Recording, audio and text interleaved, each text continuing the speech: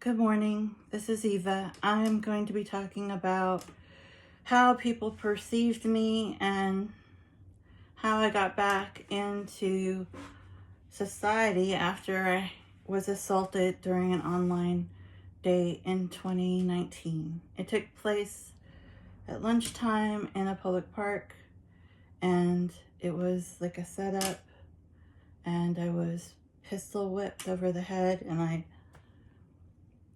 had 16 staples in my head, and it took me, really, it's been 6 years. It took me at least three years of pretty intense outpatient therapy to get back to, I guess, almost myself, but then it took even more years to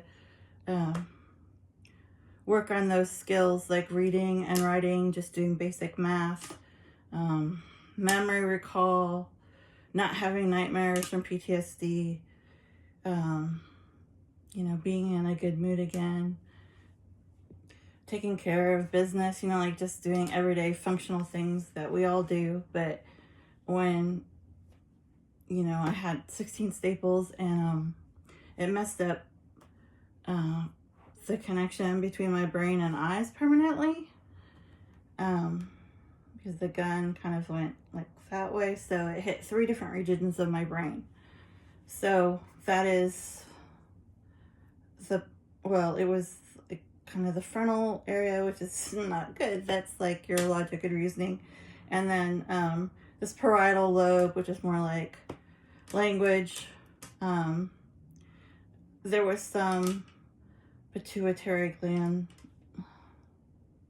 is that right? Pituitary area, which is like where you like deep sleep and stuff. Like most people have brain injuries, unfortunately, have sleep disorders because it gets into your deep brain. Just the impact, like if you have a blunt force object, it reverberates through the whole head, and your brain actually, like with football players, it goes forward and back. So a lot of times you can get damage just from the brain, because like our brains are not like set, like fixed like a statue. They're actually, I don't know, loose. like if you had a fishbowl and you put like a big sponge at the top of it, and like if you shook the fishbowl, the sponge would go back and forth. I mean, that's a really ridiculous example, but that's kind of how it is. So some of that happened. So, I had a lot of issues. My reading and writing level, like if you take a IQ test, genius IQ is like 115, 120. Normal IQ is like around 100. I scored in reading and writing, and I have 2 master's degrees, and obviously I going and doing that, I had a professional job for, over a decade, or I'm not going to say how long, because then you'll know how old I am. But anyway,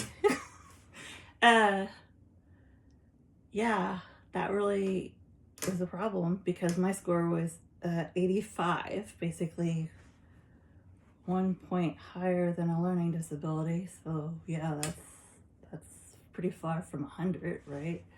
So yeah, it was not good. And I did a lot of physical work. I had a lot of amazing outpatient rehab people who worked with me tirelessly for years, and I did vocational rehab. And I'm sure, like, if you don't have a disability, like, why would you know what that place is, or a family member who has it? But basically, like, it's a place where they try to find you work, and they try to, like, assess. You have to go through all this psychological testing. You have to go through all these, like, draw a picture, draw a chair, like, building blocks, like you're a toddler, like, put this together. And they're all, you have to take, like, written tests. You have to just do all this stuff so they can figure out what your deficits are, like what are they working with. And then they can figure out where to send you for treatment. So I'm not going to go too much on about that, except obviously I'm doing much better, and I don't think I have an 85 IQ, but whatever. So my reading and writing is poor. It is like a bit like dyslexia, and the thing that's screwy about it is it's kind of like when you exercise and then your legs get tired or your muscles hurt. So like after, like when you first start going for a jog, you feel awesome and you get that, after a while you get a runner's high, right? But then when you start going back, it's like you might get a hamstring pull, or your calf hurts, or like things start to, especially for middle age, things start to hurt. So imagine my eyes are misaligned now. They're not, you can't tell, but they're not right. Okay, so it's more about like the messages that like your brain actually makes your eyes work.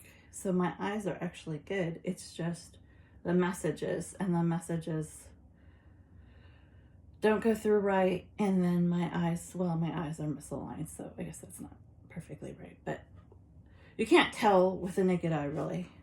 But it's kind of like what I just said about the exercising. It's like as I start reading or trying to do normal tasks, my eyes get tired, and they get really too tired of trying to focus together. They don't work together properly, and one of them starts to drift, and then the other one tries to catch up with it, and it just doesn't work. And so then it breaks down my reading, and then I start skipping sentences. I get lost in a paragraph.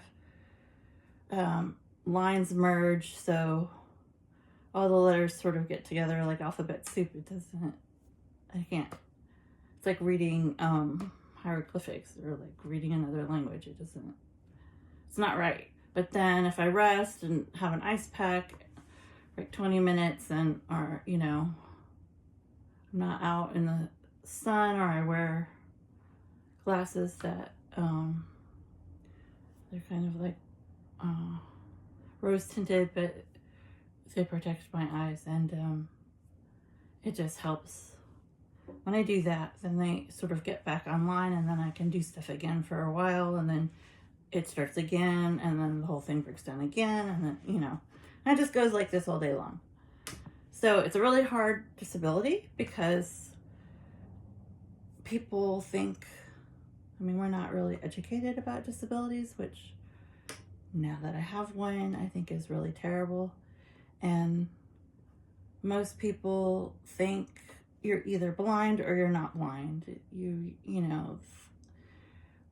It's like you either have a disability like all the time or you don't. They don't understand that there are people who, like mine, where it's like I start off like a normal person every morning, and then I collapse into a disabled person, and then it goes, it just goes up and down, up and down, up and down all day like a thermometer. And so like people don't get it. So, because they're like, but like an hour ago you were reading a menu. Like, what do you mean? You can't, unlock your door. Like, you can't see that it's daytime. Like, what do you mean? It's stuff like that. It's just impossible to really explain to a layperson. And there's just a lot that goes into it.